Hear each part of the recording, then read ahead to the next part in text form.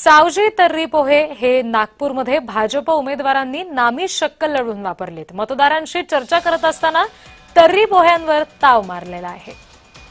उमेदवार आणि मतदारांशी या सगळ्या संदर्भात आमचे प्रतिनिधी तेजस मोहतुरे यांनी साधलेला संवाद आपण ऐकूया।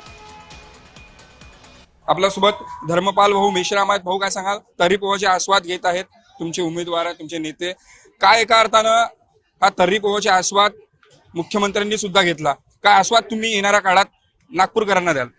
तर्री पोहा हे नागपूरची ओळख आहे आणि त्यातल्या त्यात नागपूरचं सावजी हे तर्री पोह्यासाठी अत्यंत प्रसिद्ध आहे।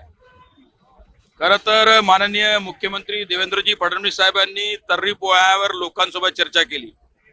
या नागपूरचा विकास साधताना तर्री पोह्याला जागतिक बाजारपेठेत देखील नेण्याचं काम नागपूर शहराचे खासदार आणि केंद्रीय मंत्री आदरणीय नितीनजी गडकरी साहेबांनी केलेला आहे।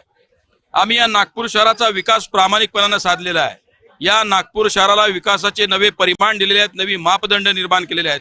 इथल्या एम्स असतील, इथल्या IIIT असेल, IIM असेल, National Law University, National Fire College, Symbiosis नरसिंहोंजीचं KG to PG, वाटोड्याचं नंदीग्राम, बंटीभाऊ परिवहन सभापती असताना वाटोड्यामध्ये आणलेलं इलेक्ट्रॉनिक बसचं चार्जिंग स्टेशन, या ठिकाणचं अद्यावत आणि सुसज्ज असं वाटोड्याचं पोलीस स्टेशन, इथले अंतर्गत सिमेंट रस्ते, उड्डाण पूल, मेट्रो शहर म्हणून ओळख नावारूपास आलेलं हे शहर, या सर्वार्थानं सर्वांगीण आणि सर्वसमावेशी विकास आम्ही आणि आमच्या नेतृत्वानं, कृष्णाभाऊ खोपडेंनी तर पूर्व नागपूरचा पार चेहरा मोहरा बदलून दिला। मला विश्वास आहे की माझ्यासह आदरणीय बंटीभाऊ कुकडेजी, शारदाताई बाराईजी, सीमाताई ढोमनेजी आम्हाला चौघांनाही प्रचंड बहुमतानं या प्रभागातली जनता निश्चितपणाने निवडून देईल। आता आम्ही चारही उमेदवारांचं एकच स्वप्न आहे की इथे सिम्बायोसिस आहे, इथे वातानुकूलित बस डेपो आहे, पण इथे जो डम्पिंग यार्ड आहे त्याला हद्दपार करायचा आहे।